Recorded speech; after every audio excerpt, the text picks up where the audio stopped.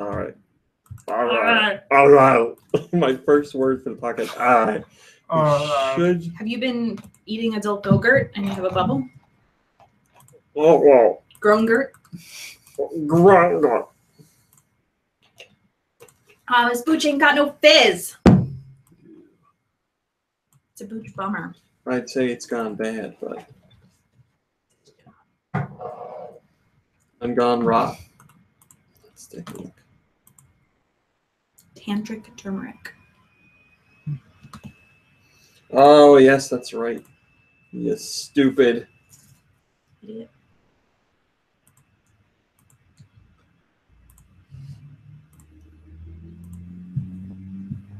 There we go.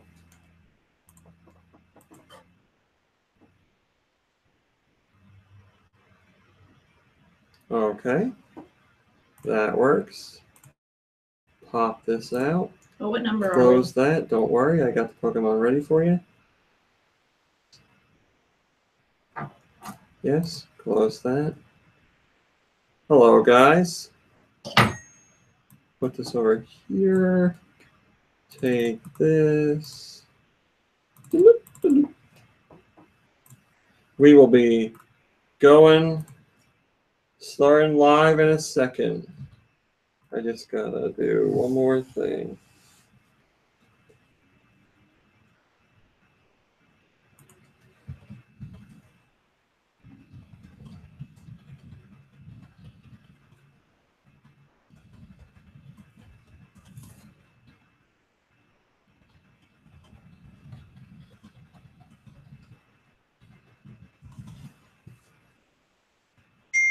That's enough of that.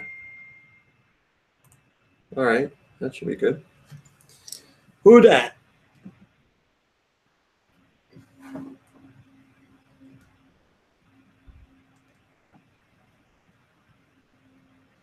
Okay, I'm ready. You guys ready?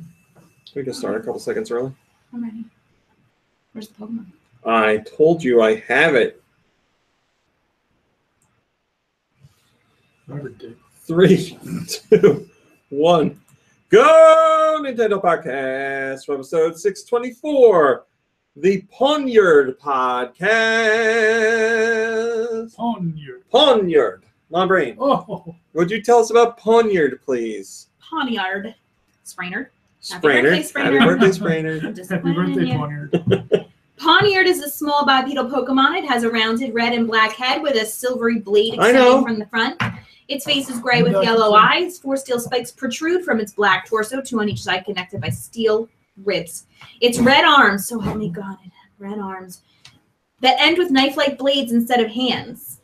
That's what it says. It's red arms that end with knife-like blades instead of hands. Yeah. When hunting, Poniard immobilizes prey by repeated stabbing with these blades. Its legs fighting with knives are red with 2-toed feet. In the wild, Poniard lives in packs governed by Bisharp. Bisharp. It's number, oh boy. It's number 624. It's a dark steel type. Abilities include Defiant or Inner Focus, and its hidden ability is Pressure.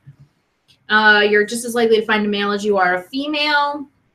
They're a foot tall, and they weigh 22.5 lbs. My brain, can you tell us about Poniard, please? I already did. Oh. Yeah, that was a pretty short one, actually. This is... Praise be.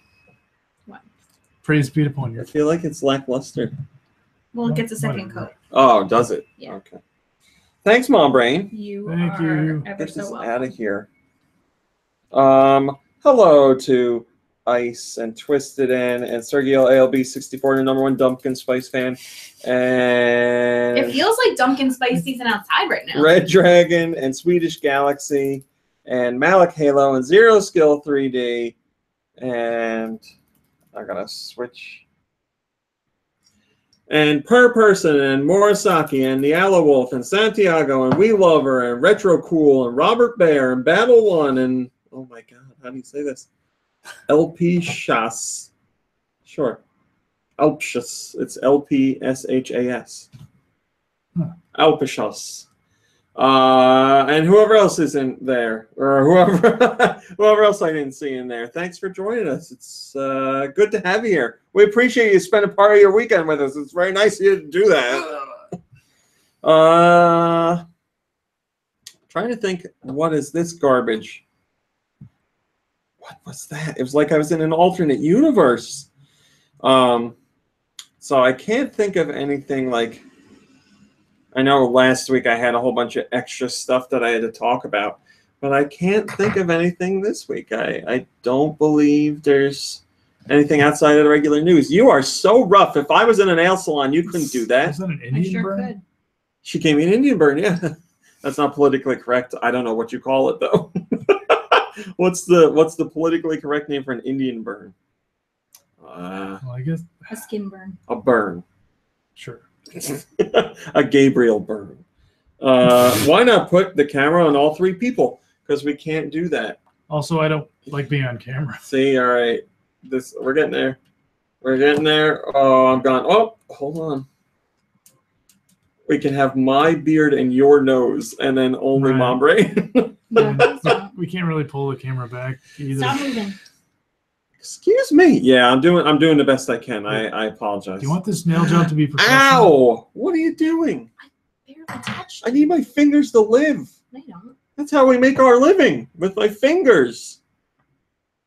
What a jerk. You're a real jerk. So yeah, let's just get right Why into the would you do news. Let's get into the news. Okay.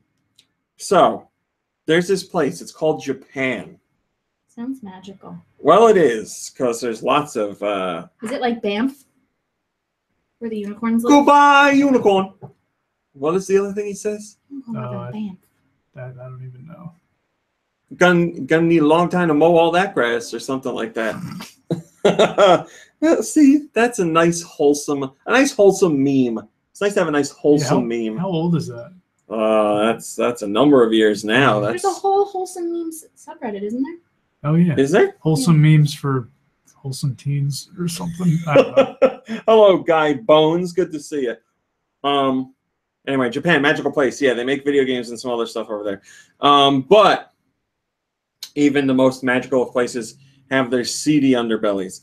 Now, I'm going to tell you this story, and you're probably going to be like this, or you're probably going to think these people are dumb. No. But they might not be dumb. They might just be, a little naive. Better, yes. A little, maybe too trusting. And unfortunately, you can't be that in this world. Hello, Andrew Isaac. Good to see you. All right, so in Japan, people are trying to buy a Switch. And it's really hard to buy a Switch. And you can get in line for a lottery. But that doesn't mean you're going to get to buy a Switch. That just means you'll have the chance of potentially buying a Switch. You don't even win a Switch. You got to buy it. Right. So what other ways are there? You can import one from America. Not that there's too many here. Although now there are more because it seems like Nintendo did their big boost for Splatoon 2, which they did in Japan as well. So it should be easier, at least if you're going to brick-and-mortar stores, to find Switches out there now in the wild. I actually saw some at Target, and I hear they were replenished again today. So if you're looking for one, you should have a good chance. But anyway, you can import, or you just wait. Or My Nintendo over there sells it as well. But then there's this other thing, and it's not something I would do, but people are doing it, and unfortunately, they're getting taken advantage of. On Twitter, there are people who are saying, hey, I got a Switch. I'll sell you a Switch. Who wants to buy a Switch? DM me. So you're on Twitter, and you're like, oh, I want to buy a Switch. So you DM that person. You follow them, and you DM them. And they're like, yeah, I got a Switch. I'm just looking to get rid of it. I'll sell it to you for $270, which is $30 cheaper than what it should be. Cheap enough that you're like, oh, I got to jump on this deal, but not too cheap that you're like, this is a scam. Phony, yeah. So they talk it out, and the guy's like, yeah, or the girl. He's like, I got it. Just send me Amazon credit. I'll take Amazon credit. That's fine. So the person sends them the Amazon credit for $270. And then the person that's selling the Switch says, I didn't get the code. Something's not right. The code's not working. And then when you go to try and find out what's up with the code, they deactivate their Twitter and disappear into the night with your Amazon credit. And you get no Switch. So this is what's going on Twitter in Japan right now. How many people are being impacted by it? I don't know, because I don't know how many people are actually It's not too many. brave/naive enough to have it happen, but it has been reported on the news in Japan. So, you know, enough attention has been brought to it. And in one particular situation, somebody felt so bad for the kid that it happened to. I say kid, but, you know, they were teens, something like that. Somebody felt so bad for them that they actually did sell them a Switch. They didn't even sell it. They gave it to them because the kid lost money, obviously. And the person that gave them the Switch went and bought it on a legitimate auction and ended up paying more for it, obviously. But he's like, the poor kid wanted a Switch. He made a mistake. He trusted somebody he shouldn't have. But, you know, he learned his lesson. He's not going to do that again. Let's get the kid the Switch. So that's what's going on in Japan now. If I know the internet, I'm going to say most of the responses will be how the person was dumb and shouldn't do it. But it's a different world we live in. The Shoemaker says, makes me happy to hear someone bought him a Switch. It's easy to blame someone for their mistakes and forget how they are feeling. Well, that's very nice, Shoemaker. And don't you feel bad? I do. I wasn't talking about GoNintendo in specifically. I was just talking about the internet in general. We have all the comments here look nice for the person. Well, isn't that lovely? Nice, wholesome comments. So yeah, hopefully people aren't falling for this anymore in Japan, and hopefully the stock situation will get a little bit better quicker. So usually the weekly sales in Japan for the Switch are around 25,000 because stock is so limited. But this past week with the launch of Splatoon 2, which also got a special hardware bundle over there, sales for this week were 100,000. So clearly there's more stock out there now, which is good. We need to see what happens in the next week because not everybody that wants one has gotten one yet, obviously. It's going to go on for a long time. And then there's other games coming out that are going to push people to get one as well, like Super Mario Odyssey and Mario plus Rabbids and Fire Emblem Warriors and all stuff like that. So it's going to be a very busy year. And we have more information on Switch sales coming later in the show. And it's good news. What was that? We're going to do this. Nah, we're not going to do that one.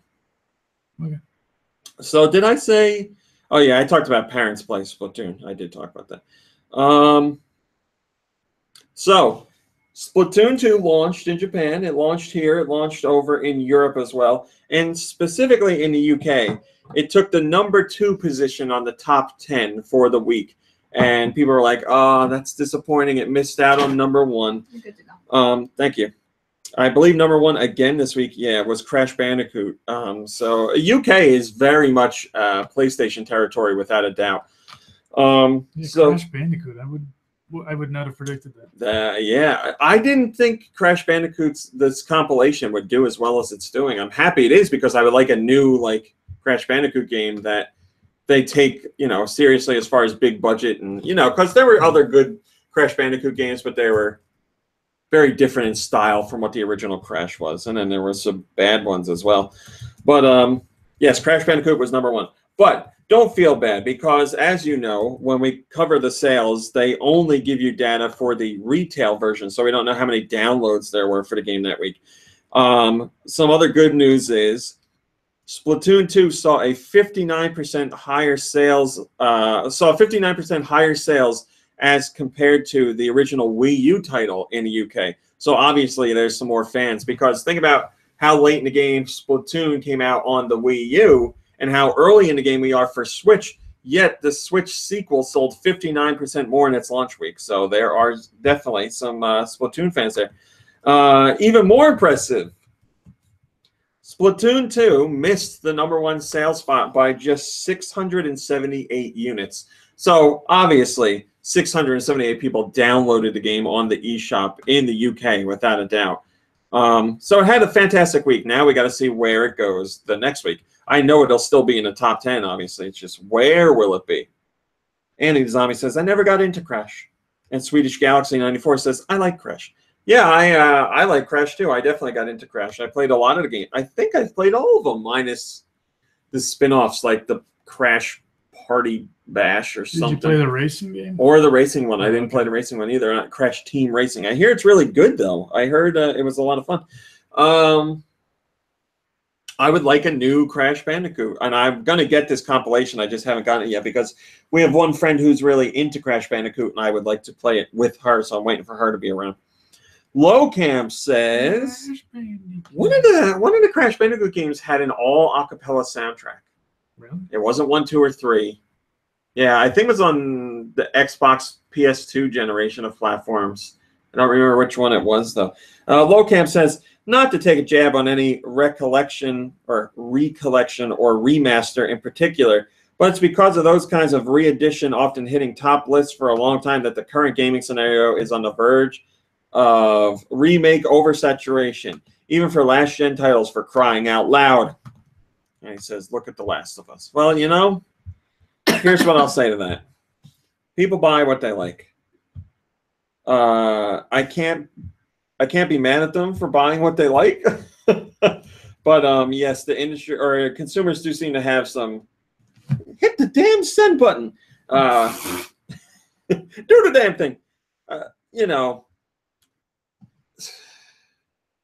it will be disheartening to see some games that are of very high quality just fall flat on the market because, you know, for any number of reasons. But you see like Madden and FIFA and whatever, all those always in there all the time.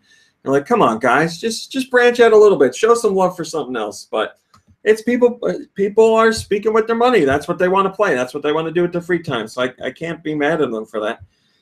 Jonathan Savage says he's on his way. Here it is. Jonathan S. I'm sorry. Oh, Jonathan S. Nintendo, Yoshiaki Koizumi, you know, the big the guy that's getting all the attention since the Switch came out, basically. He's like the new Miyamoto. He's been at Nintendo for a while now, but he's like, you know, getting out in front of the camera, doing more interviews and stuff like that. So he's definitely stepped into the limelight a bit. He had an interview with I don't know who, doesn't matter. But he talked about the Switch's success. He's not the guy who doesn't smile. No, for pictures. That is their president, okay. But he does smile. Tatsumi Kimishima. It's just that before he became the president, there were no pictures of him smiling. Right. When he became president, then they're like, we need you smiling. Yeah. Before it was just him like in their financial briefings, just like sitting stone-faced and all that. Well, I mean, that's how they usually are, darn Right. this. Hello, Plumbo. On the Switch's success, he says, it's half expected and half surprising.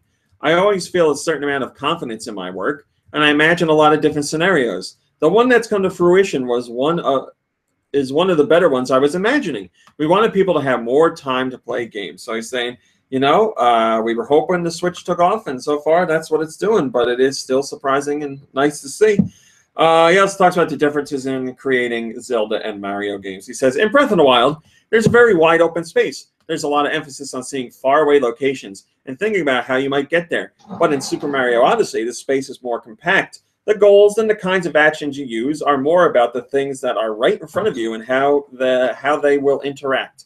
Mario games begin development not just with one idea, but many. You'll have some ideas from previous projects that you weren't able to incorporate into the final product, and maybe a few new ideas. Once you put them all together, you start to see a little bit of a vision about how the game's going to play and look as a whole. Once you have enough of those, you can start to prototype each of those, play them, and see which ones naturally fall out because they don't fit or aren't much fun. Before long, you have a game concept that is starting to define itself.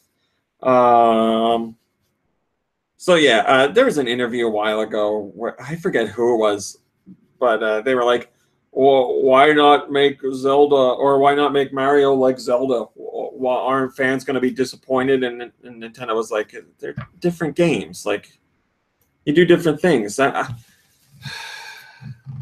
Like, I like the open exploration of games like Super Mario 64 and stuff like that, but it doesn't make sense to take the grand scope of the world and Breath of the Wild and put that into a Mario game. It just doesn't make sense. They have bigger areas, but they are, you know, like playgrounds that are jam-packed with all kinds of stuff.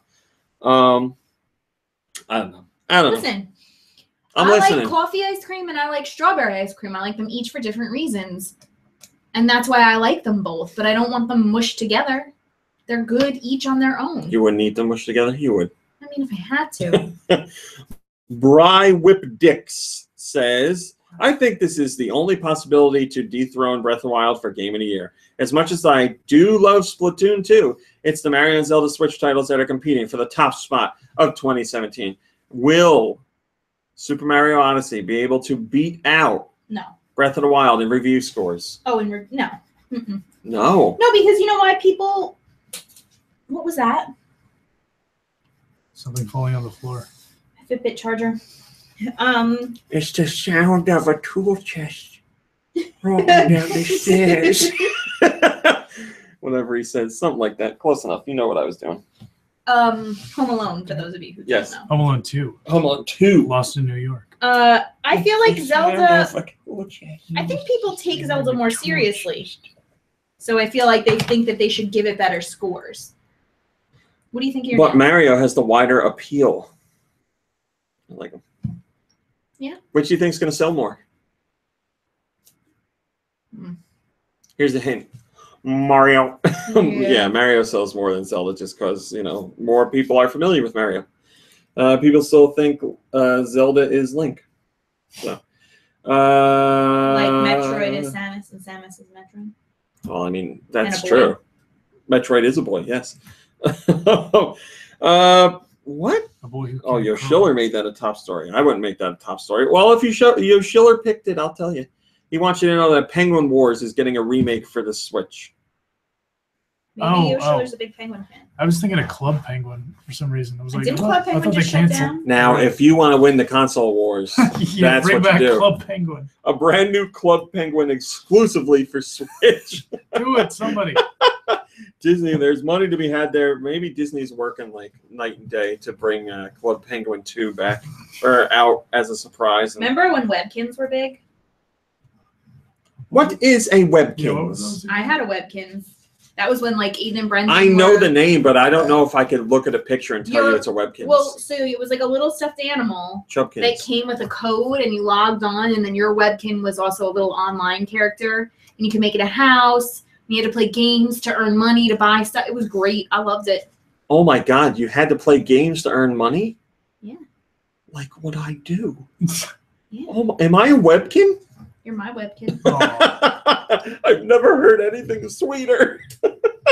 Penguin Wars is kind of like Dodgeball or something, right? Says Rocket. Yeah, that's my impressions from what I read about the game. All right. This was a big story this week as far as our big stories on YouTube. Today's big story, which might not come at the end of the day, but that's another story. Oh, my God. Here's another story about today's big story. Oh, so I have pins on my hat. I have Super Mario Odyssey pins. And every day since I put them on my hat, someone was like, your pins are crooked. Fix your pins. It's driving me nuts. I'm like, really? This is what makes people angry? But whatever. I fixed them. I made a point to fix them. That's what OCD does to you. I guess that's true. I didn't think of that. All right. So this makes me angry. Okay. But I understand it, I guess. Angry. I'm seething.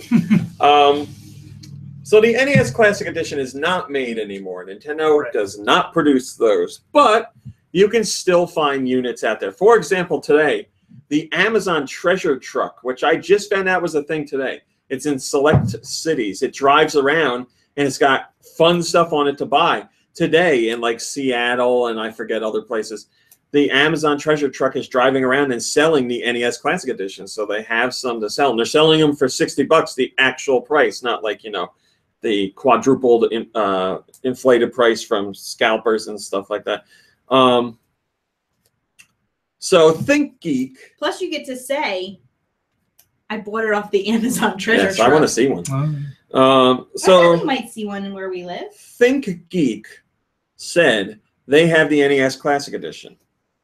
And they said they have thousands of units in stock. So what do? They put them on sale. But can you buy just the NES Classic Edition? No. You have to buy a bundle. And these bundles, well, this is see, what else is in them? I'll tell you. Okay. It makes me mad, but here's the thing. They said they had thousands of units. They had multiple bundles sold out like almost instantaneously. So people bought these bundles. But these bundles are such a ripoff. It makes me mad that ThinkGeek is doing it. But I guess I can't be mad at them because people bought them. But on the flip side again, there are other consumers who don't want to be forced to buy a bundle. And they're like, you have the units, just let me buy the unit by itself. I don't want these bundles. Oh my God. All right, so here, I'm going to tell you the bundles. There are 6 of them. They are gone now, as far as I know. There's the Mega Man NES Classic Edition bundle. It's got well, so obviously all of these include the NES Classic Edition. It has a Mega Man like helmet, like statue. It's not the one you can wear. It's like a statue. Right. It has like Mega Man. This looks like 9. It's Mega Man 9 perler beads. So there's like, you know, Mega Man Roll, Proto Man, Dr. Wily, Base. Dr. The Wily. actual made Dr. ones Wowie. or kits to make them? No, like official product made. Okay. Those 2 things plus the NES Classic Edition. $170. So over double what you So would the just NES, pay. yeah, you're paying $110 for the Mega Man helmet and the perler bead things. Now here's the Tetris Bundle. This one doesn't even make sense. Tetris isn't part of the NES Classic Edition. Right. What can you buy here? You get the NES Classic Edition. You get a Tetris lamp and a book for $150. It's a Tetris novel. No, it's like just a general NES book. I'll look at it. Tips, tricks, and Cheats? Yeah, cheats or whatever. It's playing with Power book. Oh.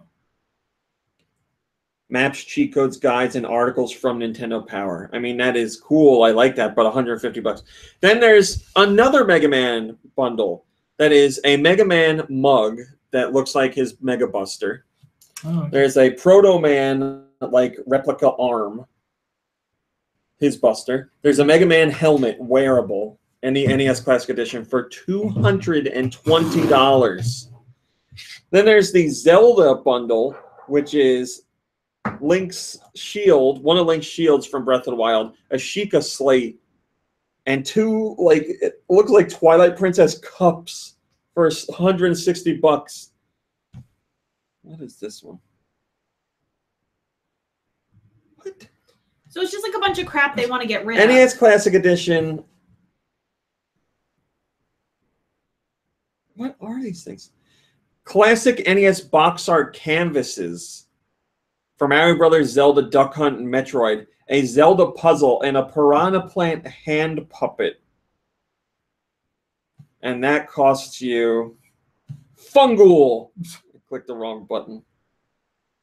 That costs you $140. And then finally you have one that is a Mario Brothers puzzle, the Playing with Power book, the question mark light up block that I have upstairs, and the NES Classic Edition for $150. So essentially, get ready to see a bunch of that extra shit shovel on Wow! eBay. Wow! Yeah, I don't. They had. Oh no, GameStop. This was another thing. So here's the thing: GameStop owns ThinkGeek now, and GameStop does. That makes sense. Yeah, GameStop does the same kind of bundles for the Switch with stupid crap in it. One of them for the Switch was wasn't like a Game Informer bundle. GameStop for the Switch had one bundle that was like it was a neon Switch Mario Kart 8 Deluxe, and it was like a plush 1-up for like. Okay. Let me think about this.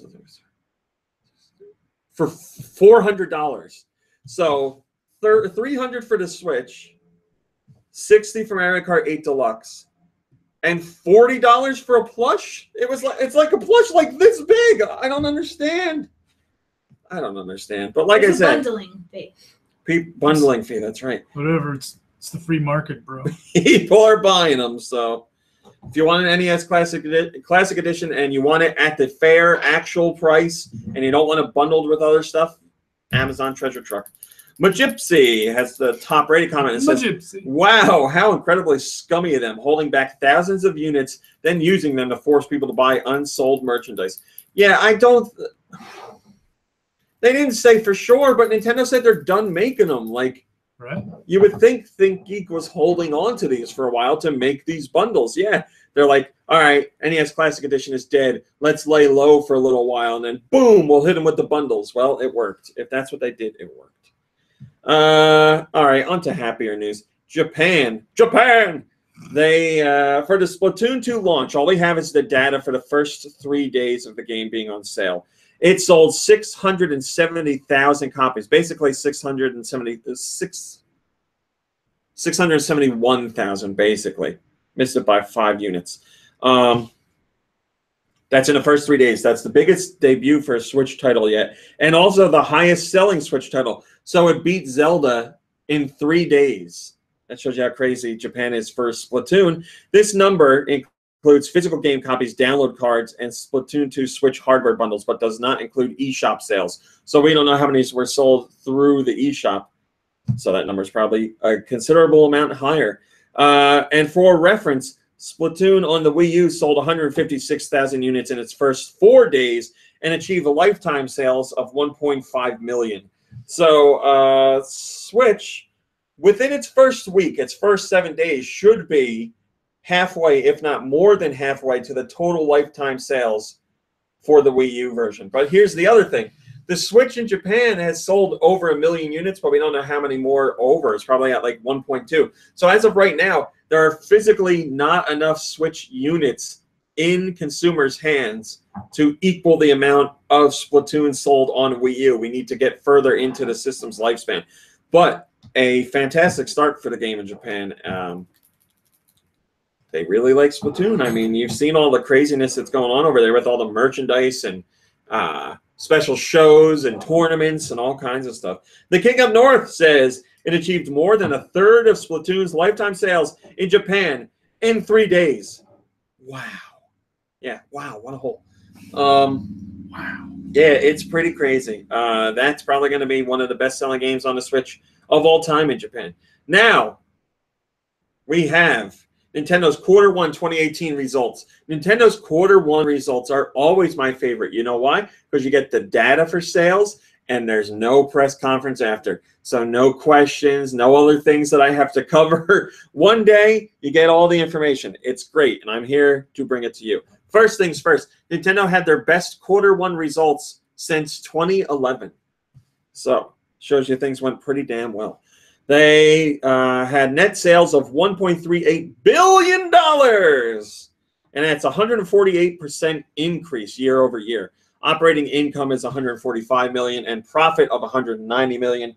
Here you go. Here's the juices you want to hear. The Switch sold another 1.97 million in the quarter. So Switch total sales as of the end of June are 4.7 million, which is pretty damn fantastic. And now that Splatoon 2 is out, you can bet that number is over 5 million.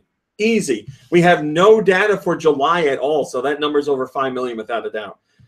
Software, 8.14 million units were sold for the quarter. Total Switch software sales since it launched is at 13.6 million. 3DS, the 3DS is still chugging along. It sold just under 1 million units for the quarter. How many 3DS units have been sold since it launched? Mom Brain. What did you just report on? How many million? 1 million for the quarter. 50 million. Okay. Kirby, do you have a guess? If you don't, it's okay. I'm just going to say no because I wasn't really paying attention. The 3DS has sold, since it launched, 67 million units. So not a bad guess. Software for this quarter was 5.8 million, and total software sales for the 3DS since it launched. My brain, your guess. Thought I chipped a nail. 300 million. 355 million. Wow, you're on fire today. And then sadly, we have our update on the Wii U. Total hardware sold for the Wii U, 13.56 million. So look at this. The Switch is at 5 million units sold, basically, in its first 4 months. The Wii U in its entire lifespan sold 13.5 million. The Switch could outsell the Wii U in its first year. And the Switch didn't launch in a holiday season. It launched spring, which consoles never do. So when the holiday season hits and you have Odyssey and all those other big games, there's going to be huge sales for the Switch. We could see the year close out, not the fiscal year, but the year close out with the Switch being right around where the Wii U is for total lifetime sales. That's mind-boggling. Mind-boggling in a way that it shows how bad the Wii U did, but also how great the Switch is doing. They made 9 million yen from smartphone stuff.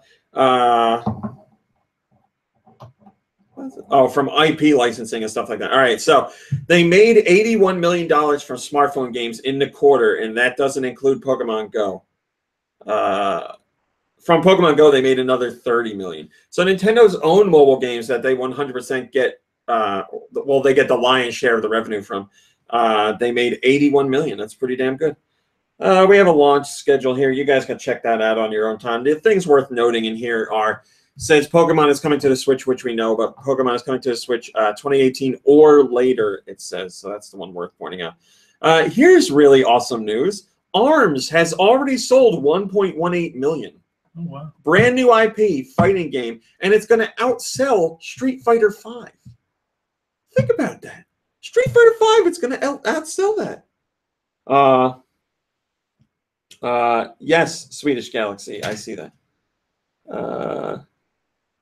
Also, Andrew Eisen says, also keep in mind the Wii U, save for the first few weeks, was pretty much always available to buy on store shelves. Yes, it was always in stock. That is true. ARMS sold 1.18 million. Mario Kart 8 Deluxe sold 3.54 million. That's total so far. Breath of the Wild sold 3.92 million so far. And 1-2 Switch sold 1.2 million. No revisions to 3DS and Switch hardware projections, or sales projections, I should say. We don't need to talk about that. We don't need to talk about that. We don't need to talk about that. Amiibo sales for the quarter. 1.6 million for the figurine type and 1.3 million for the card type. Sales of digital versions of packaged software and downloadable content on Switch showed steady growth. Switch total digital sales of 11 billion yen. That's a 41% increase year over year. And then they say what they always say, several big titles are coming. And if you want to hit up that post in your spare time, you can see the updated list of million sellers for the 3DS and the Wii U. The Wii U one is not going to change anymore. So this will be the last time that you need to check in on it. Hello, Corgan. Donzalug says, so the Switch is almost at 5 million already? That's great. If I recall correctly, the Switch is the fastest selling console of all time. I don't know about that. For Nintendo, it set records at launch. I don't know where it is now because the Wii was insanity. So we are not at Wii levels, but we are at very good levels, which is very important after the Wii U. Well, brain, calm down. Take a hit of that acetone. You'll be feeling great. I did a Hey Pikmin review. Here's my story about Hey Pikmin. I love it. I'm so sad because I knew a lot of outlets wouldn't dig Hey Pikmin, and that's fine if they don't. But yeah. Poorly reviewed. I mean, not poorly. Unfairly reviewed. Depends on what review you're talking about. It's like 6s in there. 6s aren't bad, but you know, anything that's 8 or below, people think it's garbage. So, like, I really love the game. Like, I feel it nails the Pikmin vibe exactly, and I understand it doesn't play exactly the same because you're going from the 3D exploration of other Pikmin games to the 2D, you know, more limited exploration of Hey Pikmin, but I feel it nails the vibe, the universe, the feeling of Pikmin games, which I think is much more important. And, you know, it's a spin-off title at that as well. I think by far, no question about it, this is Arzest's best game.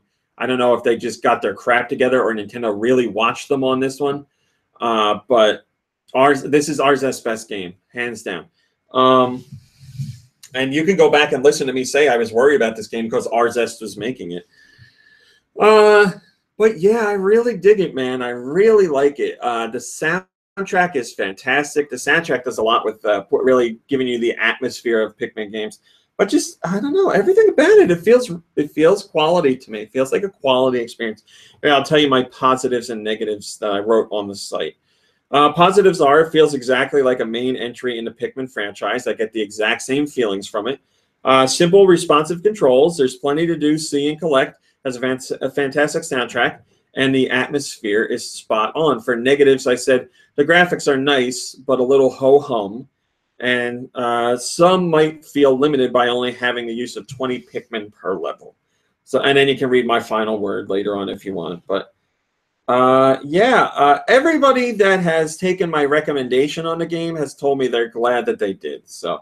And those are people who are on the fence or just basically turned off by it. But here's the other thing. There's a free demo. Play the demo and see what you think. If the demo's not your thing, then you know not to get the game. BDead20 says, sounds good. I love Pikmin and am going in open-minded for something new. Well, I hope you enjoy it. I really did. Really, really did.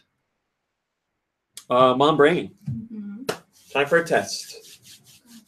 I told you something about Pokemon Go this week. They had their best-selling week ever. Sorry, that is incorrect. Day. Ever. Okay, that is almost correct. All year? They had their highest grossing day since launch day. So second highest grossing day ever for Pokemon Go. And it just happened. It was July 23rd. Good. They saw their highest revenue in a day since the game launched. Shows you how many people are still playing and that they are definitely still spending. And this coincides with the launch of legendary Pokemon in the game. So they made $5.8 million on July 23rd, and I believe that's from iOS alone. And Pokemon Go, as of writing this article, was the #1 top grossing app in 23 different countries, including the United States. So if you're playing Pokemon Go and people give you crap and are like, that's so over, nobody's playing that, you show them this, damn it. And then you spit in their face and you stomp on their sack. Whose sacks are we stomping on? Sack stompers. You stomp on the sacks of your enemies. All right. They teach you that. That's what they teach in boys' gym class. You didn't have boys' gym class, though. I did not. Riku KH has a top-rated comment that says, it's been very stressful, but meeting new people and the satisfaction of finally catching a legendary was worth it. Well, good for you for branching out there, Riku, and I hope you made some new friends. Oh, man, I wish Lube was here for this. ZX Billy, we've been playing that as well. So Walmart, last week, like 11:45 at night on Friday, we're like, boom! Any Super Nintendo Classic Edition pre-orders are open. Go get them. And I was like, oh, I got to tell everybody. But I was also like, this feels fishy. Something doesn't feel right. Well, something wasn't right. Walmart started sending this email to every customer, as far as I know, every customer that pre-ordered the Super Nintendo Classic Edition from them. The email says, thank you for your interest in the Super Nintendo Classic Edition. As you are aware, this is a highly sought-after console that will launch later this fall. Unfortunately, due to a technical glitch, the Super Nintendo Classic Edition was mistakenly made available last Friday evening ahead of the official release date. We regrettably will have to cancel this item on your order.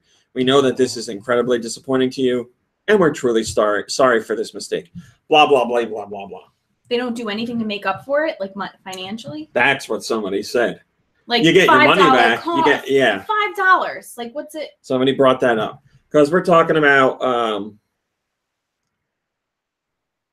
let's see what it says here. If you pay by credit card, your card has not been charged. So then you're okay there. Nothing happened. So no money or funds were transacted. But even so, like, it would have been nice for them to, it was a mistake that they made. But they said if you pay through PayPal or with a gift card, your payment will be refunded. So people did have money come out of their accounts in those instances. But even so, I don't care which. You know, they made a mistake, and I think it's in the comments here. It would have gone a little bit further for them to just say, like, you know, here's a $5 gift card, or, you know, whatever. Just something. Yes, somebody in the comments had said that. Let me find what they said. Zach Pro says, if this was Amazon's mistake, they would give you either a $5 gift card or a month free of Prime. Shame on Walmart. Yeah, something. Yeah. Ridley Soria says, wow. I had one of those pre-orders, and now I see people that. Wow, I had one of those pre-orders, and now I see people here happy that they all got canceled. You're terrible people and should be ashamed of yourselves. I hope you remember this next time you miss out on something you really wanted. Yeah, if you missed out on a pre-order, it's disappointing, yes. But then for all of them to be canceled and you to be happy about it, that's not cool, man. Don't do that. Be better than that. Rise above, just like John Cena says. Never give up. Never give up. What else does he say? You want some? Come get some. Hustle, loyalty, respect. Hustle, loyalty, respect. Yabba dabba do. Yabba dabba do. Yabba do. Yeah. So whenever they are open on pre-order again, wherever, I'll let you know. I know some people will be hesitant to go with Walmart next time, and I completely understand that. Next time Lube is on the podcast, I'll make a point to bring this up, and we will harass him to no end. North America. Yeah. This week's digital downloads. North America got Miitopia on the 3DS. And also got Hey Pikmin on the 3DS. Switch got Overcooked Special Edition. Hey, Mom Brain. Yes, dear. Working as a team, you and up to 4 fellow chefs must prepare, cook, and serve up a variety of tasty orders before the paying customers storm out in a huff. Overcooked Special Edition features all the exhilarating and enraging kitchens from the main game, as well as both expansions. Enraging or engaging? I said both. Oh. No, I didn't. I said exhilarating and enraging. Yes. Both expansions. Expansion number 1, The Lost Morsel. And expansion number 2, Festive Seasoning. Sharpen your knives and dust off your chef's whites. There isn't mushroom. There isn't much room for error, and the stakes are high. This game is supposed to be really good. It was very highly reviewed on other platforms. So, like I've said before in the past, it's not the type of game for me because it's like a Diner Dash or one of those games, and they just stress me out. Cake Mania, something like that. Namco Museum is available. It includes a bunch of Namco games like Pac-Man, Galaga, Splatterhouse, Tower of Druaga, Rolling Thunder, Sky Kid, Tank Force, and more. Also available, Ultra Hyper Ball is on the Switch. You can get the Namco Museum Pac-Man versus free multiplayer. As I was saying, the Pac-Man versus free multiplayer only version. Cubix Paint is available on the Switch. Super Sidekicks is available on the Switch. That's a Neo Geo game. Kid Trip is on the 3DS, and remember that's coming to Switch as well. Swipe on the 3DS. Cube Shift on the 3DS. Then we have 3 TurboGrafx games: Victory Run, Air Zonk, and Ninja Spirit. Clark 2K says, I'm really inclined to get Overcooked for local multiplayer. Is it really fun, as Steam users say? Is it, Mom Brain? Mm. Is it? I don't know. Mom Brain, you want to hear what came out in Europe? Sure. Let's find out. Hope there's a Hello Kitty in there. Jesus H, this is a long list. Oh, poop. All right, Europe, this week's digital downloads. What did Europe get? Come on. God, that's a long list. Miitopia on 3DS. Hey Pikmin on 3DS. Finally, 4 years later, Dr. Kawashima's devilish brain training. Can you stay focused? We got that 4 years ago, and they're just getting it now. Kid Trip on 3DS. They got Mighty Gunvolt Burst. This is the Ekoro DLC. Now, the Ekoro DLC is free until August 10th. It's paid after that. So get it now. You can get it for free. Swap Doodle stuff. The pool in the back.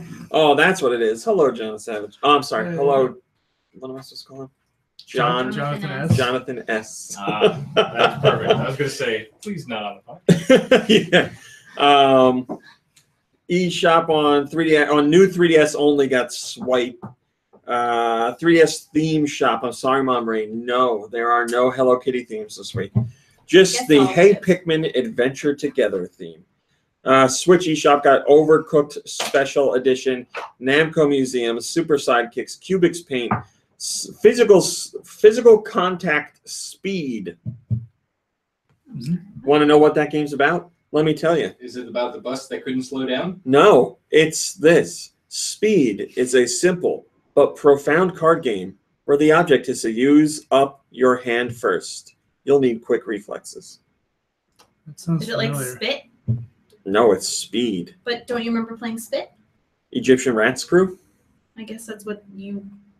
That's what the boys called it. That's what the men called You it. weirdos. Ultra Hyperball is on Switch. The Pac-Man free blah, blah, blah stuff. Wii U got Galaxy Blaster. There's a new DLC for Minecraft. The Biome Settlers Skin Pack 2 is available. That is paid content. I would also like to point out that Minecraft got an update this week on Switch. It brings the game docked mode to 1080p. And if you'd like a really detailed breakdown of that, you can go to the Digital Foundry guys who do all that stuff. They break it down piece by piece, give you all the tech specs, and they're very impressed with the update. So, and that, I believe, retains the 60 frames per second in split-screen co-op with a few dips, but nothing bad by any means. But still, Mojang and Microsoft and 4J Studios are doing an excellent job with Minecraft on the Switch. They're really keeping it up to date with other versions, and they said, we're going to work on getting it 1080p, and it's done. They did it. They said the only reason it wasn't 1080p to begin with is because the whole switching between docked TV mode and handheld mode was something brand new for them. They've never had that as a challenge or something to work on before, and they didn't want to switch between pulling it out of the dock to be jarring. So they said they had to rework some menus and stuff so that when you took it out, the resolutions matched up. They said every menu is like hand-drawn, custom-made for each resolution, but the Switch version has to switch between those two whenever you want them to. So they said some work had to be done, but they got it done pretty quick. Thank you, Andy Nizami. It's pretty impressive. Time Magazine, the website, did an interview with the 4J guys, I think, or maybe it was Mojang, and they talk about that. So if you want more details on that, go right ahead. Martin's Stuff says, you know what? This is a pretty good week. Some new first-party titles and plenty of discounts. I may grab a good few deals from that list. This pleases my wallet-based nipples. My whipples, if you will, he says. Wow. My wallet-based nipples are tingling. Yeah, I missed that bit. Yeah, right? Still like bit. Oh, I made that top story and I didn't mean to. Here's some other great news. Capcom has said that Ultra Street Fighter 2, the Final Challengers, is a smash hit. That's their words. They put out their Q1 results, and they said the game's a smash hit. How much of a smash hit? In this short amount of time, for a game that was essentially a remake of Street Fighter 2, that was at full price, premium price, $60. They sold 450,000 copies. They say that's a smash hit, and they're like, you know what? Boom! We're bringing everything to the Switch. So they didn't say specifically what they are bringing to the Switch, but they said multiple Switch games are coming from them. You know what they're going to be? Different versions of Street Fighter. No, different versions of Resident Evil 4. Oh. That's what everybody's saying. I want... hopefully, first off, they localize Monster Hunter Double Cross Switch. I want that game here so bad. And you got to play with us. Lube and I had so much fun playing Monster Hunter, and we know you are the only other one that would play with us. We know you would like it. And for us three to be out there hunting monsters, it'd be so great. And when they first announced the game, I was really excited, but I thought for sure they would localize it. Then Capcom's like, we have nothing to announce at this time. But now that they're like, smash hit, that game's done. Slap some English in it, and you're good to go. How hard is translating? For people that speak both, not very hard. I mean, Google can do it. The same, right? Just use a Google translation. But yeah, I hope that game comes here. But yes, people are worried that it's going to be Port City. Now, I'm sure there's going to be ports. But the question is, what games have they made recently that they would port? Like, I can't think of recent Capcom games. Resident Evil 7, which we've heard a rumor about for a long time. Now, see, I think that's an okay port. I'm all right with that. It's a brand new Resident Evil game. Ports of like old games. Yeah. Like classic Capcom. Yeah. You know what I want, Capcom? Make it eShop only. I don't care. Give me a new Ghouls and Ghosts or a new Ghosts and Goblins. Whatever you want to call it. I don't care. Give me a new one. Side-scrolling, pixel art, hand-drawn, polygons. I don't care. Just keep it old-school feeling. Text adventure. You know what would be great? If they made another Maximo. Maximo was good too, yeah. What were those two games called? Well, I only played the second one. which was called Army of Zin or Yes. something. Yeah, those games are good. I like those games. I had fun. So yes, something's coming from Capcom. We don't know what. Andy Dezami says Marvel versus Capcom Infinite. Now, see, I feel like that's a good one because that's not even out yet, right? On other platforms, it's not out yet. I don't think so. Yeah, Matt over on Google says Disney Afternoon Collection. It's time to bring that over. Yes, we also could do the Mega Man Legacy Collection 2, whatever that's called. Stuff that we thought would be a lock for a Nintendo system and hasn't come over yet. Yes, that would be a good way to do it. And plus, that would be a quick turnaround for Capcom too to do the Disney Afternoon Collection. I can't imagine a lot of work would have to go into that to bring it over to the Switch. We have some excellent news. It was a good week. Now I'm looking back at all these top stories. Square Enix did something they don't ever usually do. They, right off the bat, have confirmed that Dragon Quest XI is coming to North America and Europe. They're localizing it. They said it'll be out 2018. They didn't say when in 2018. But now we don't have to worry about the game not getting localized. It's happening. Now, in this post, it was a video from the creator of Dragon Quest. He didn't say which version of the game is going to get localized because there's two versions, the PS4 version and a 3DS version. I imagine both are going to come here. It just makes sense that both would come here. But they announced it on the day that the game launched in Japan. So basically, it's like, finally, we got the game out the door. Now let's keep working on it. So I'm sure they're already doing work on the localization. But that's great news because fans of Dragon Quest are always worried that the newest game isn't going to come over. We never got 10 in any one of its forms, in any one of the platforms it came out on. It's on so many platforms in Japan, and it never came here. But we are getting 11. Ninty Rift has a animated GIF of, I want to say, the Dragon Quest VIII main character celebrating this news. Oh, and that's right, Dragon Quest XI is also coming to the Switch, which Square Enix said would happen at a later date. So maybe that later date will be at the same time for us, which would be awesome.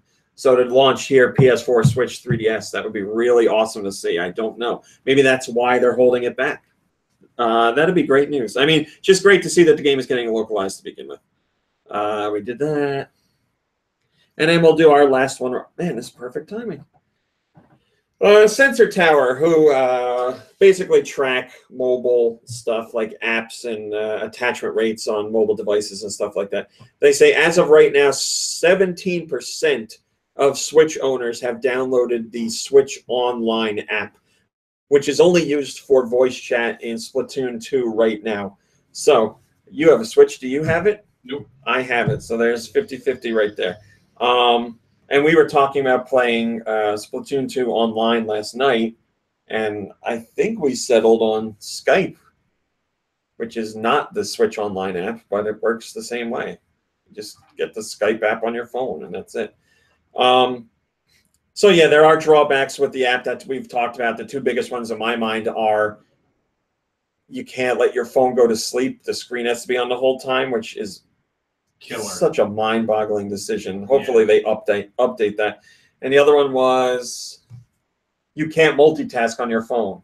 So you can't, like, check a text or go to Facebook or take... Do you think they'll make that pay?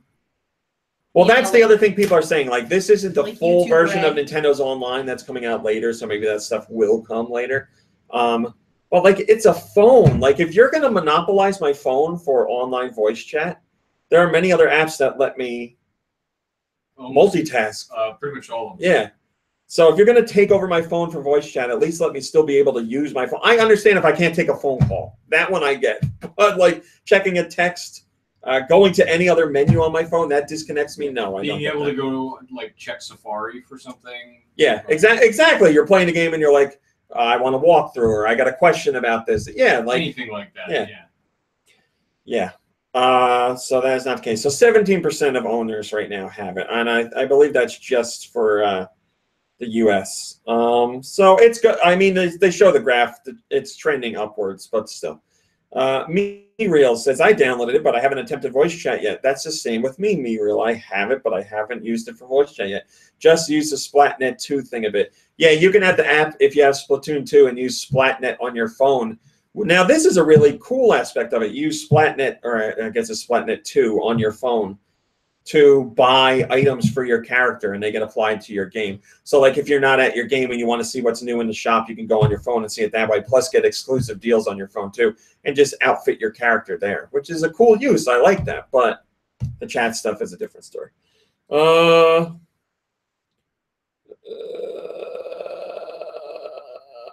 Yeah, that's it. We're done. All right, that's all of our top stories. All right. Mom Brain, you play anything? Nope. Thanks, Mom Brain. Welcome. Kirby, you play anything? I did. What did you play? I played 2 demos this week for 2 different PS4 games. Oh, I'm excited. Are they new? Not too new. I want to guess. Give me a genre. Okay. One was well, we've probably discussed both games before. Mm-hmm. The first one was like a stealth-based action game. Okay, stealth-based action game. And you don't like stealth. What would it be? Well, I'll give you. It's a Dishonored? Yes. Dishonored 2. Dishonored 2, yeah. I mean, it cannot be. It can also not be stealthy, depending on how much of a challenge you want. Well, what do you think of the demo? It's a good demo. It's like the first 3 levels. That's a sizable demo. Yeah, I thought so. I thought it was pretty generous. And you can play for as long as you want.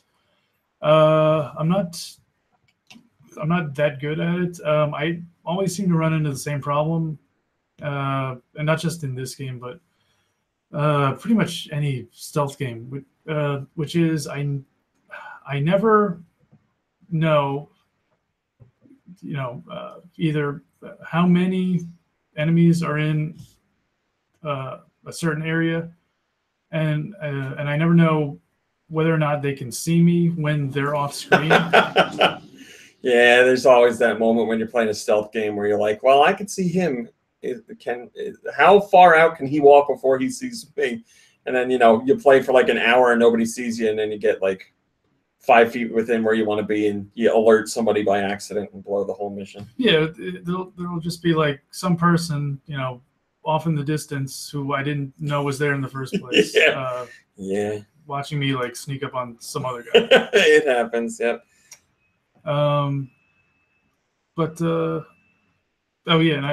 first time I tried playing the demo, I made the mistake of choosing not to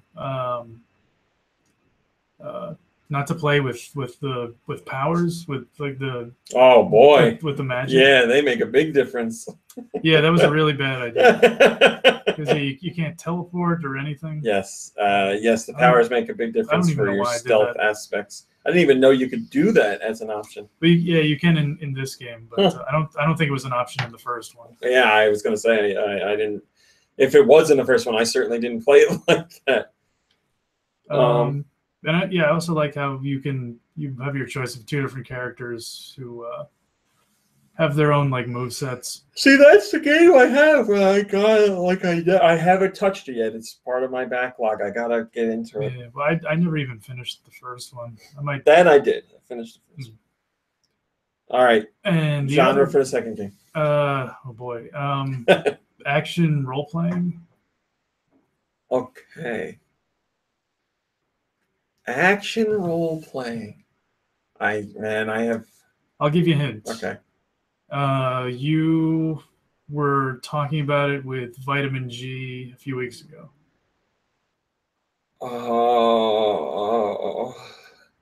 It's not Monster Boy, is it? No.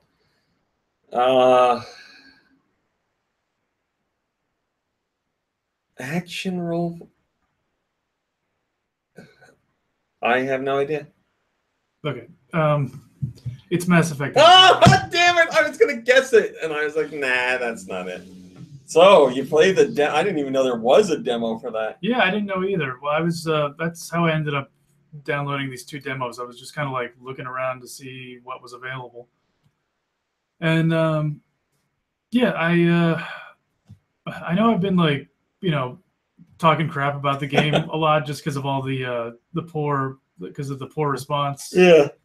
From fans and reviewers, but I should stress that I still want to play it. I feel like I would be missing out if I didn't play it at all. Did the demo convince you to buy it? I don't know. Well, I'm not playing mine right now. You take it. Okay, sure. Yeah, that's because I can transfer my save from the demo. Oh well, then yeah, definitely do it. Smart. I mean, it's here. It's not going to be played anytime soon. You're more than welcome to borrow it. Yeah, it wasn't too bad.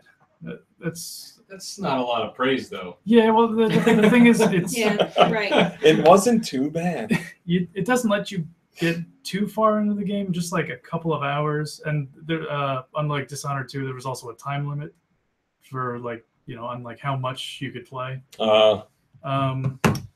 But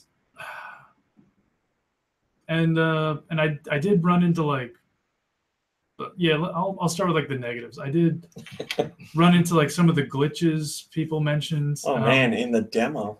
Yeah, even after all the patches. There was audio being cut off.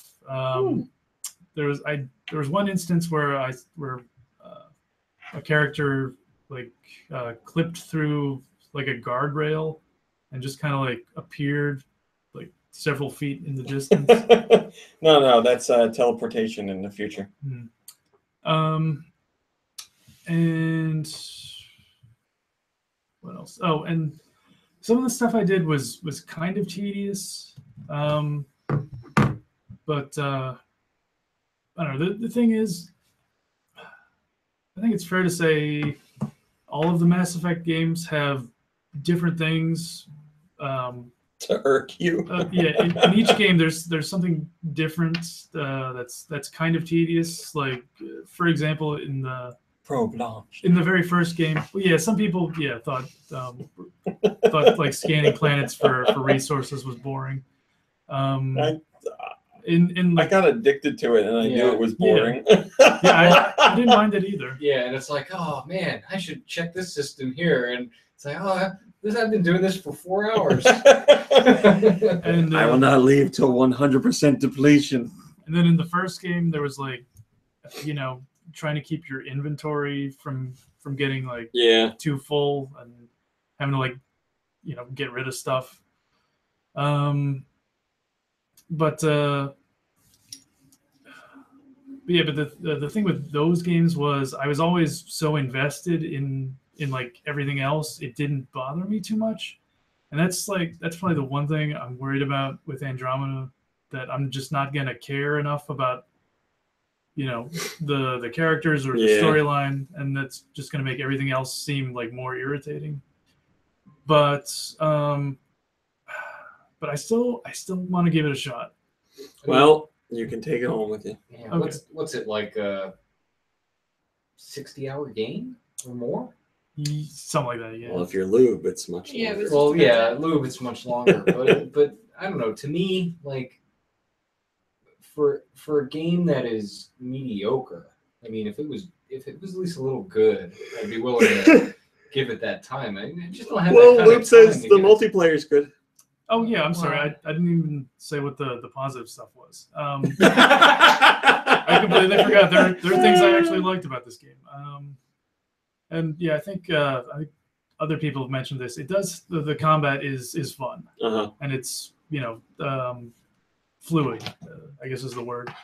And I usually in the Mass Effect games I play as an infiltrator.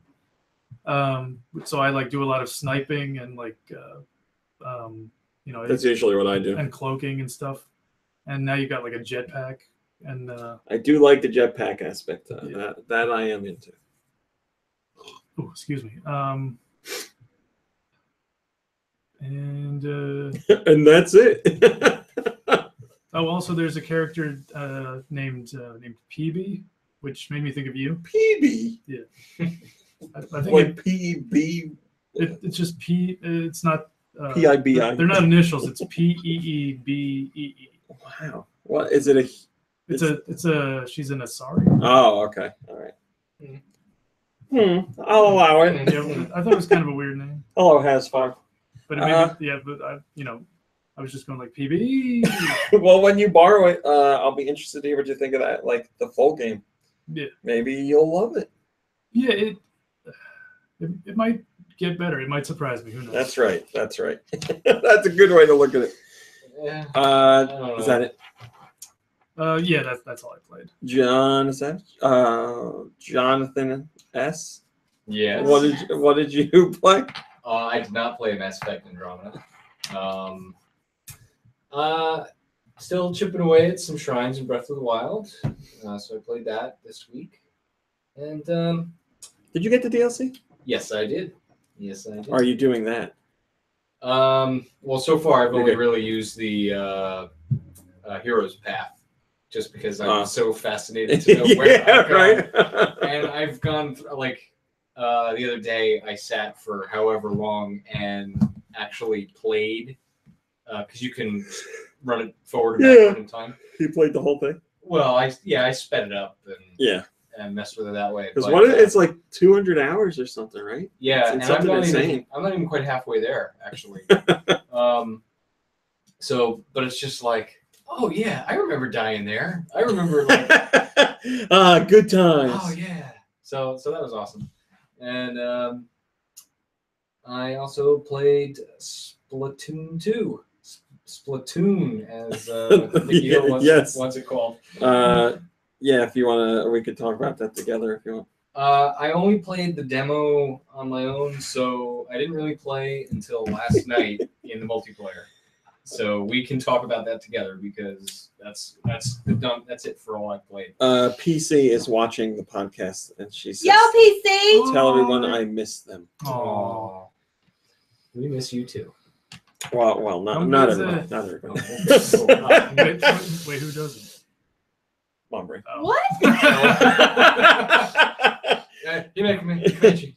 All right. So yes, last night we got together for a Splatoon 2 Salmon. A Splatfest. Splatfest Except with it's the not boys. really a Splatfest because that's something that's coming up next week.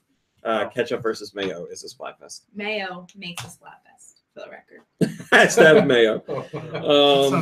We got together for a Splatoon 2 Salmon Run local area network, as they used to call it back in the day, but now they call it a LAN party. So we did Switch LAN party, which was our first Switch LAN party and our first LAN party in quite some time. But not the first LAN party at this house. That's true. Oh, the right. infamous LAN party. But Was it's got to be over 10 years. Oh yeah, it's been a long time. Oh my god, yeah. Trying to think of the last thing I did. Halo? LAN. It might I mean, have been Halo's Halo. a good guess. Yeah. That's the original Halo. I want to say like 2002, maybe. And it was probably around this time because it was probably while your parents were away.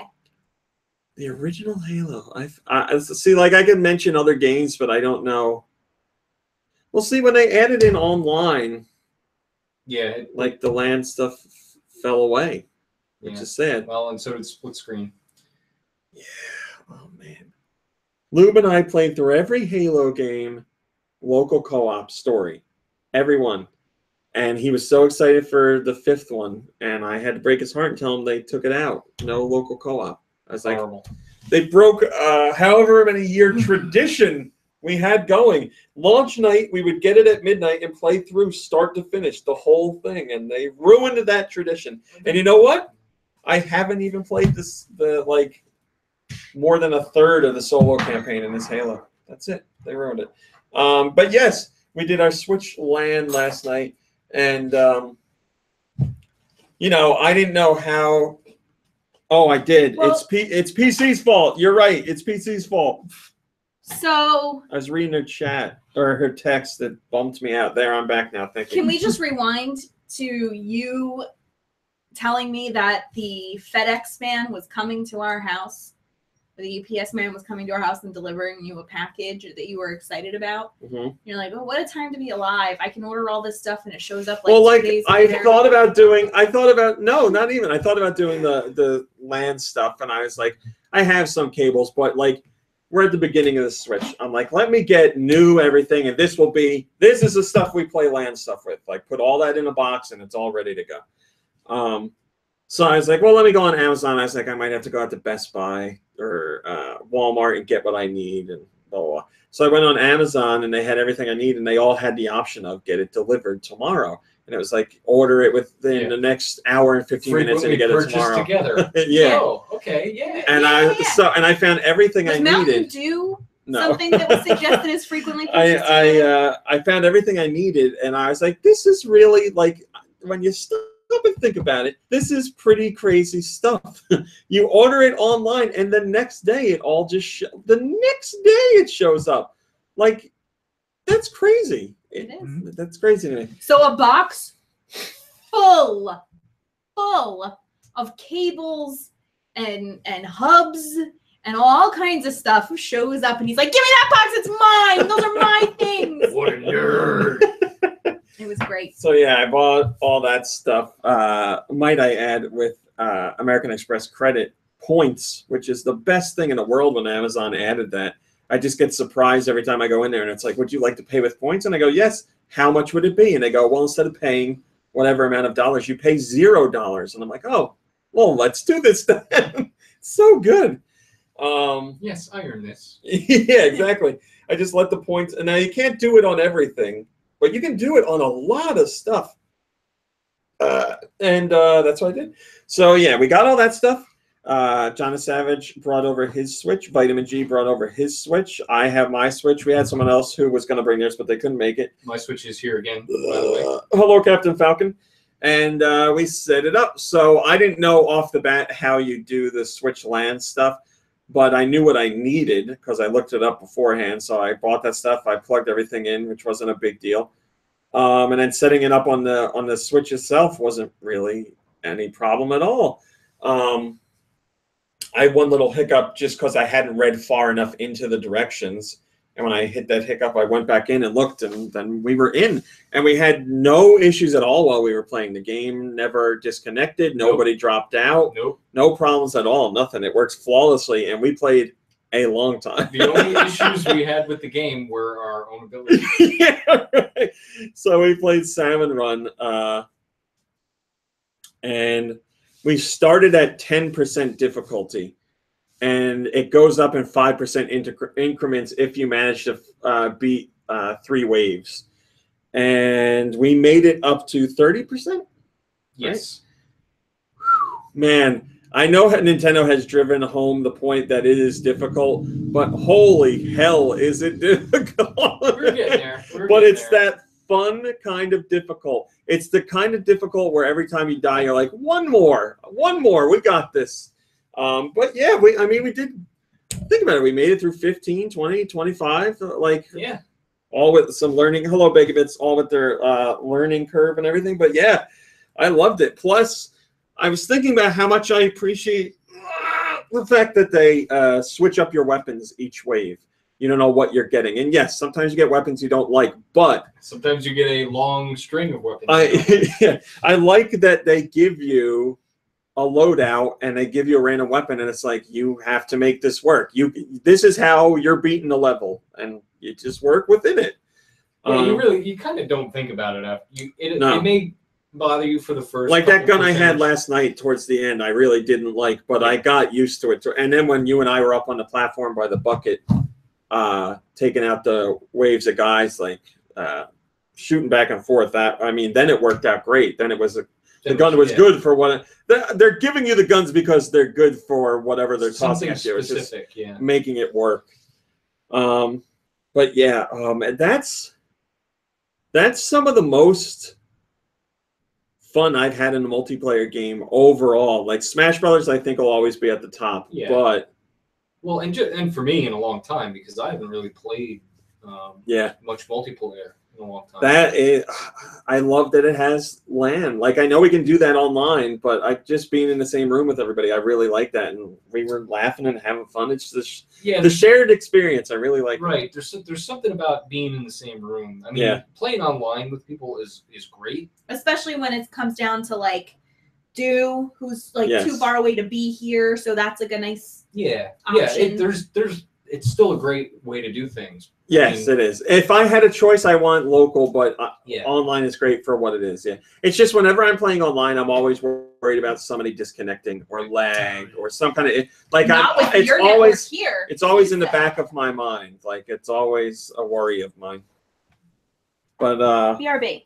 yeah, we played it and we had a blast. Obviously, the game had to be fun for us to play it as well. Like just being just being together and playing a game. We're not going to play it that long if it sucks. But yeah, it was awesome, and we're going to do it again later today.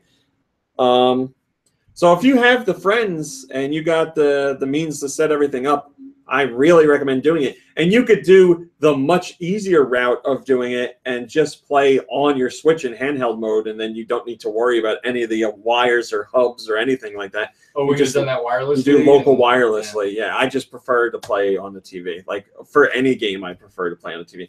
I like handhelds, but there's never a handheld game, if I was given the choice, if I could play it on TV, where I would say no. I always want to play. The resolution on the Switch screen, very good. Yeah, but it's not a TV. No. Having your own TV makes a big difference. Yeah. But yes, if you want to, you can do local wireless play. Only handheld mode, but yeah, because Salmon Run is online, but Salmon Run is online only on specific times. And it seems like Nintendo's tweaking that based on the feedback so far, because people were upset that it wasn't available all the time. And it seems like they've been bumping it to 24 hours. So. Why? Why was it not? They have, I don't know if they're doing it like other multiplayer games where they're like taking cues from like Destiny and stuff like that, where there's certain events that are limited time events, and you have a certain time when you can go in there and play it. Is it because of like server infrastructure, maybe? Or I also think it's because Nintendo wants you to go in and try everything. They don't want you to like. Okay, that's interesting. Yeah. Like go in, because there's a whole bunch of other stuff to play, and they want you to play it all. Okay. And then also people are saying they think it might be like that because of it plays into the story of the game, which in typical Nintendo fashion could be very true. Later on, we'll learn more about the story and realize that they only allow the runs a certain time because, you know, the guy that's asking you to do the job is some shady character that we don't know what he really wants. And we can hear in storyline, he's only having you run it then because that's when, you know, cops aren't around or something like that. Whatever. But yeah, they said they're listening to fan feedback on everything. And fans have been very vocal saying, I'm really excited for Salmon Run mode. I want to play it all the time. So I know just the other day they had it set for 12 hours and I changed it to 24, a whole day.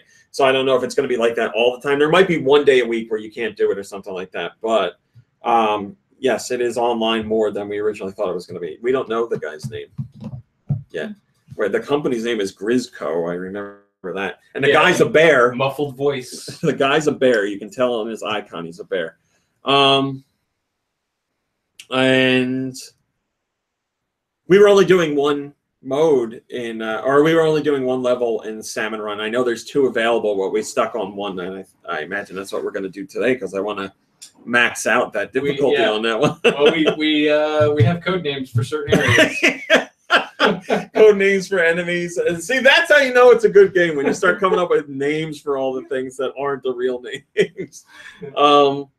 Yeah, it was a ton of fun. Like I said, if you have the friends and the means to play the game like that, I really suggest you play it like that. Now, also, we could do the other modes, local multiplayer, too. It's just like, you know, the three of us, or if it was four of us, we don't really want to do like 2-on-2 splat turf war or something like that. Yeah. So, I mean, so say you don't have the friends. You can go online? And yes, you can go online. And you can't voice chat with strangers, but if you meet someone online in one of the modes and you like them, you can add them as a friend and then do voice chat with them. So you can't just go right into open voice chat. They want you to like actually be friends with someone. They want there to be a gatekeeping kind of thing. Rocket says, can Salmon Run be played one player? I think I saw a post on Reddit today where somebody said they wanted to play locally and didn't have the friends, so they just went in by themselves. Now, I don't know what happens. I don't know if you can do that. It's a good question. Be a hell of a difficulty, a hell of a challenge to take on. But yeah. I mean, even if they reduce the number of fish coming at you, it's hello, Joe. There will still be a definite challenge. There's something to having another set of eyes looking the other way. You know how the greatest sense of satisfaction I got from Salmon Run, I mean, I love playing with you guys, but the greatest sense of satisfaction was seeing Vitamin G like it. Because I know he's very particular about games. And I kept telling him, I know you're going to like Splatoon if you give it a shot. I know you will. And he's... No, don't tell me that. That's what it was. No, don't tell me that. I'm... you know, he plays more quote unquote traditional multiplayer games. Like he spends a lot of time in Destiny and spent a lot of time in multiplayer on Halo. And I did both of those as well. But, you know, I like the quirkier stuff too. But yeah, that's where he spent the majority of his time online playing. And he's definitely into Salmon Run mode. So I'm all about it, man. Ton of fun. Make sure you play that if you have the game, play Salmon Run mode in some way, shape, or fashion. Also played yesterday was Infinite Mini Golf, which mostly Kirby, your brother, played, but I played a little bit as well. It's done by Zen Studios, who does the pinball games. I don't know what to say about it. It's not bad. It's not amazing. It's got a werewolf. Yeah, that's true. What's the noise he makes? Some like terrible howl. It's really pathetic sounding. It's not bad. It's just, you know, he seemed to like it. Yeah. It's it looks nice. Here's what I'll say about it. It's a little too much like paint by numbers, or by the numbers, I should say. It's just like paint by the numbers. It's hard. It's hard to come up with like a specific. It's just very flat. Like it's not a bad experience, but it's nothing where I'd be like, hey, you got to play this game, or, you know, oh yeah, that's a ton of fun. It's just, maybe it's a good time killer. I don't know. Yeah, I mean, there's only so many ways you could make a golf game. ZX Billy, that's the best way to describe it. He says it's infinite and it's mini golf. That's right. That's it. Yeah, so it's not bad. Not bad at all. I shouldn't say it like that. I just mean maybe it's not like engaging enough for me. I don't know. Played that. Played more Hey Pikmin, obviously. The review is up there. And that was...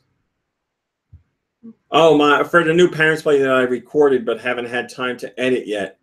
Oh, Spagmon. They played Mighty Gunvolt Burst. So we played some more of that. And I actually played more of that yesterday. What the hell did your brother call it? Remember we saw the logo for Mighty Gunvolt Burst? And Mighty Baby 3? Like one of the words he saw I could get, and one of the other ones you were even like, what do you see that makes that word? Yeah, nothing looked. I didn't see the word baby. But yeah, I think that's it. All right, Mon Brain. Mm-hmm. Could we do some music? Would you turn that on, please? Thank you. John the Savage, here's a reminder not to look at I don't think it's on. I will not look. It's on. I usually don't know anyway. I got music. You want to hear it? You want to hear it? Oh. All right. This first song comes to us from Denby.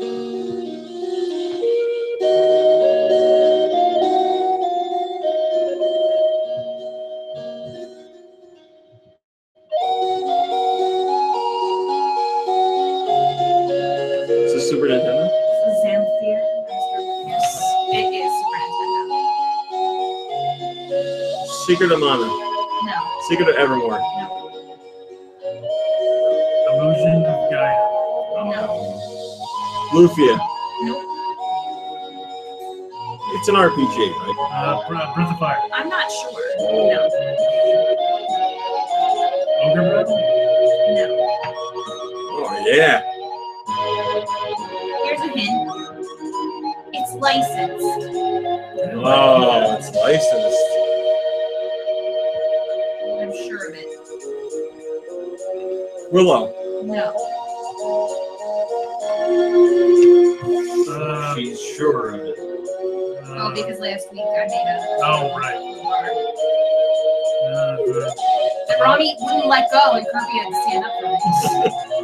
Thank you. What's an Irish license? Is it the Hobbit? Oh, okay. It's not the Hobbit. Was there a Lord of the Rings game on Yes, Super Nintendo? sir. There was. What? Was there really? Well, I mean, What's the- Lord of the Rings existed before. Yeah, thank you. I know that. But what's the Super Nintendo game? Lord of the Rings. J.R.R. Tolkien's Lord of the Rings Volume 1. Oh, okay. Wow. All right. This next song comes from Lucas. Oh, yeah, that's right. All right, so this is 100% Super Nintendo. Sure, sugar. Now, those noises could be first party. Is this Pilot Wings? Yeah, I was getting that vibe. It's first party, though, right? I don't think so. It Sounds familiar to me. SimCity? Yep. Okay. Is it like the credits or something? I don't know. It's got that vibe. It definitely has a Pilot Wings vibe, yeah. This. Blah, blah, blah, I blah. don't know. This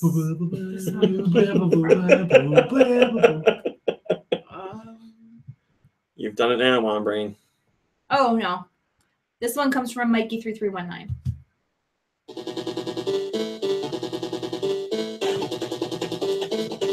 All right, this should be Game Boy? No. Oh, NES? Yeah. All right, well, I always guess low G, man. One day it'll be a low G, man. Well, today's not that day. Biker Mice from Mars. No. Oh, it's good. It's not Shatterhand. No. It's not a Mega Man game. No.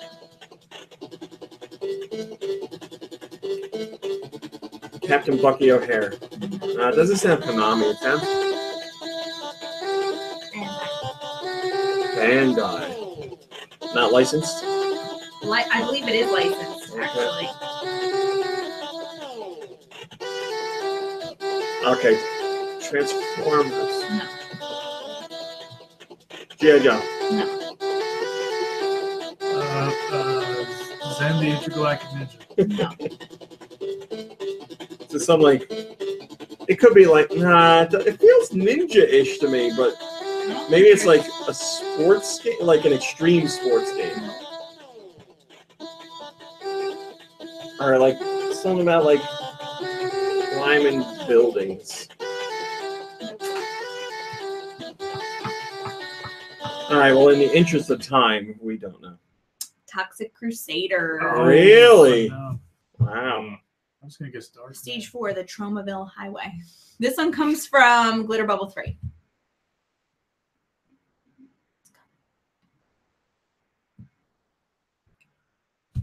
Oh no. This I think was just a picture. Yeah, How did you not know this? Don't worry. Sing us the picture. I'll get it for you in a minute. I said, meantime- sing us the picture. I can't. In the meantime, this one comes to us from Andy the Zombie.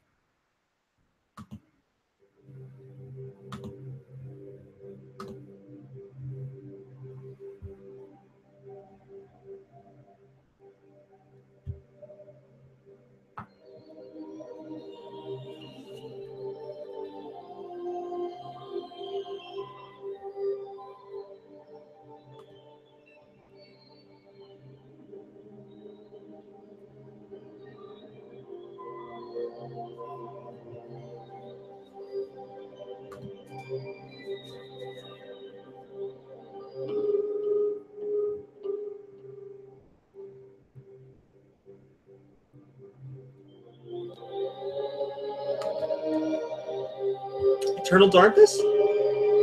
No.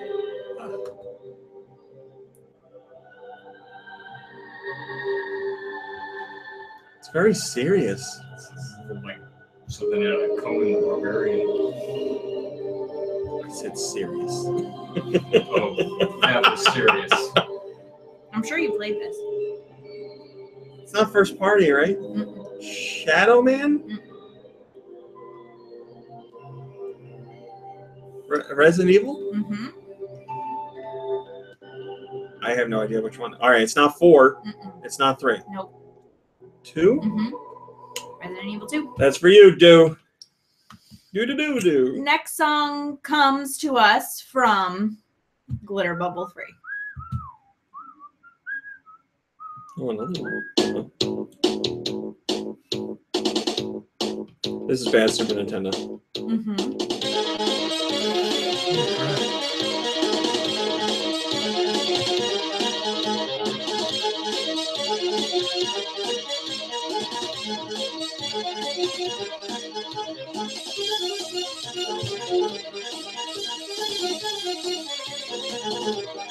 Is this licensed? No. I want a time-lapse video sped up of me knitting a really long sock to this song.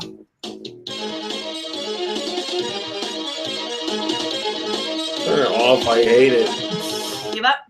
I like it. It was Arrow the Acrobat. Oh, that bastard.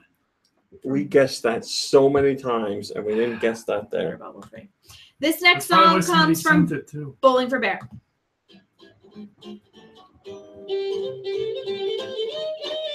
This is first party. Sure is. But what is it? Yoshi? Nope. Some kind of a Mario game. It sure Mario is Party. some kind of Mario game. It's not Mario Party. Oh, Mario Sunshine? Nope. Too good. It's too High like quality? too high quality. So that leaves us Galaxy, which it is not. That is correct. Galaxy 2, which it is not. No. Super Mario 3D World, No. which I don't think it is. It better not be Odyssey. It's not.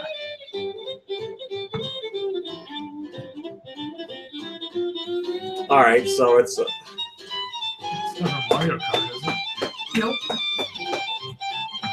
It's nice. oh, it's It's a nice song for a nice day. it's on Wii U. Color Splash. It is. Yeah, that's Wii U. That's what Oh, it is. I Mario knew I Color knew that. Splash. You're right. This next song comes from.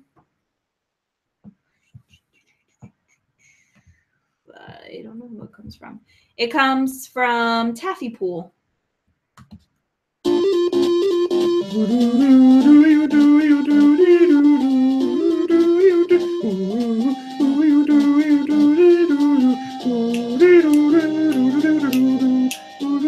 Now here's the problem. I see the stupid shoes hopping across the board. I just don't remember which one it is. Yeah. Anticipation? I had the game. Yeah, it's Anticipation. Yeah, I couldn't think of the name. That's very abrupt. Anticipation. All right. This next song comes Ooh, from. babadoo, babadoo, babadoo, Nate Senpai. babadoo, babadoo, babadoo, babadoo, doo doo doo, babadoo.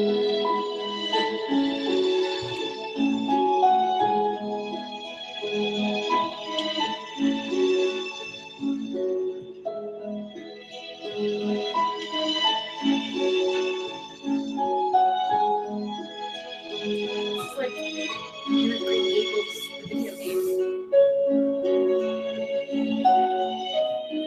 I don't even know what system, and it doesn't matter. You played it. Kirby might have played it too. Is it a Wii game? No, Go system. 3DS. I played it. You sure? It's not first party.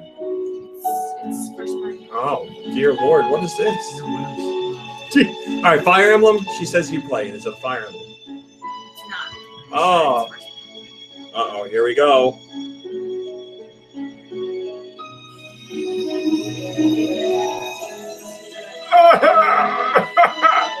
Take me there. I want to go to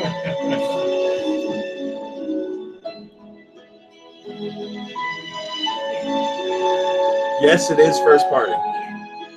Okay. Not Kirby, not Mario, not Zelda, not Metroid, not Pokemon.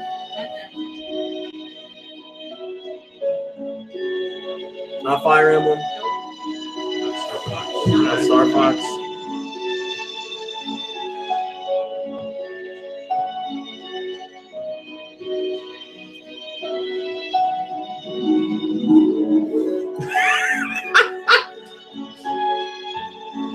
Not Advance Wars.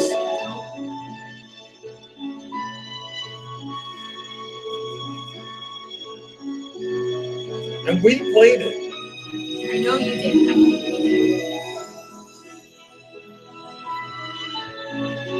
mean, yeah, that part actually sounds really familiar.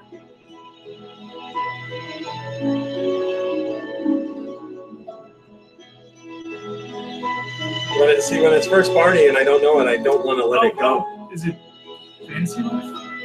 Oh, no. Yeah, that was my best guess. 3DS, what is this? Oh my god, it's like... It's not Xenoblade, is it? It's that, like, I can't think of any other... Oh, it's Kid Icarus. It sure is. Oh! It's one of the menus. I don't remember this song at all. Soul Good Menu. job. You got it. Wow. Wow. Well done, Kirby. Good job. Next song. Kid Icarus Uprising, man. I know a lot of songs from that game. I do not remember that one. This one comes from Mr. Crafty.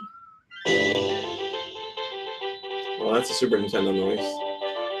Yeah. I mean, no. N64? Yeah. Of course. Star Fox. All right. Yeah, Star Fox. Star Fox 64. You got it.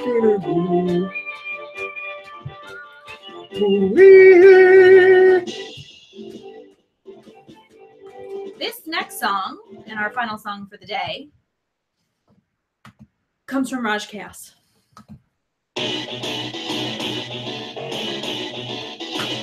Again, it's good.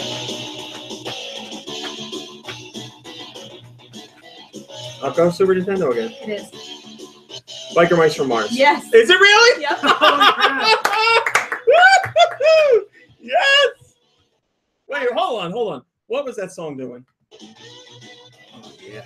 Yeah, it almost has like sweet soul. Now, this is butt rock. Yeah. Love me some butt What rock. instrument is Butt rock that? from What Mars. kind of terrible guitar is Butt that? rock mice from Mars. Butt rock mice from Mars.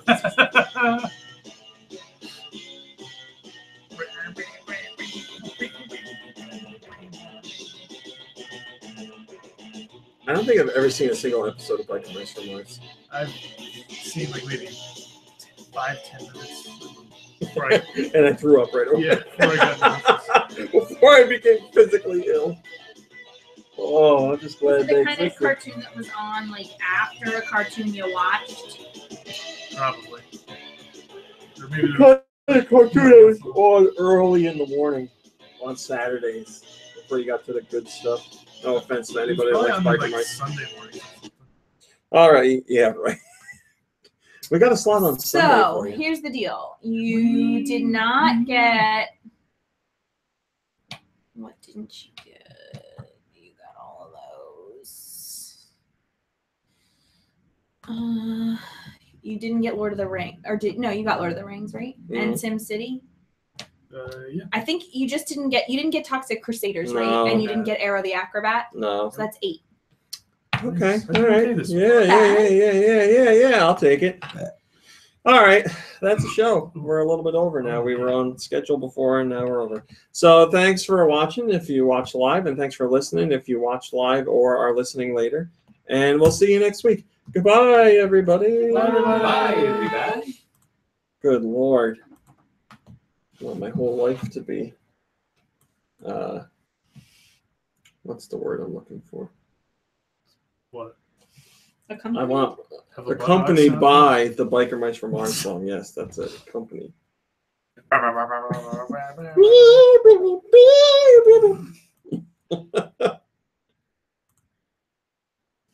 Oh. Ah, my back. Oh. Drink it down, you stupid clown. You're out on your ass. Oh, man. Oh. So how'd you sleep after your Splatoon Salmon Run? Oh, not too bad. What time did you get up? Be careful. 8. Oh, boy. What time did you go to bed? Well, after 3. Oh, boy. You need a nap. This is life. That's why I went directly to your fridge to get one of those Cokes that I knew was in there. This is life. There are a lot in there. Yeah. Why'd you buy Coke? I bought it. That's 4th of July Coke. I bought it. Oh, we've had it. Yeah. Oh, okay. I think I brought some that day too. Yeah, that's a flat. No, Coke yours are from gone. Costco. I got rid of yours. I opened the fridge and I was like, did she buy all this Coke because she's going away for a week? I was like, I don't even like Coke. Like when it comes to drinking out of cups. When it comes to drinking stuff, I prefer juice. I like a nice juice or a tea. You know what I really like? The cranberry grape juice. Oh yeah. That's like. Yes. I'll drink that until like my stomach is so full on puke. So I do like that. So good. But so much sugar in it.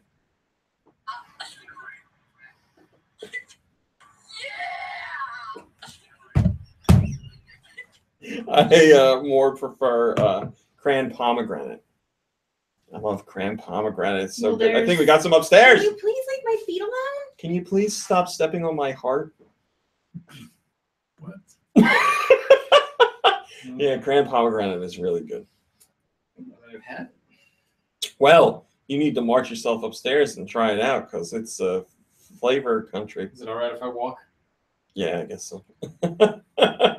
No, only marching for cran pomegranate. All right, guys. The show's done exporting. Yeah, we all like gin and juice, just minus the gin. Thank you for watching and hanging out with us. I hope you had a good time.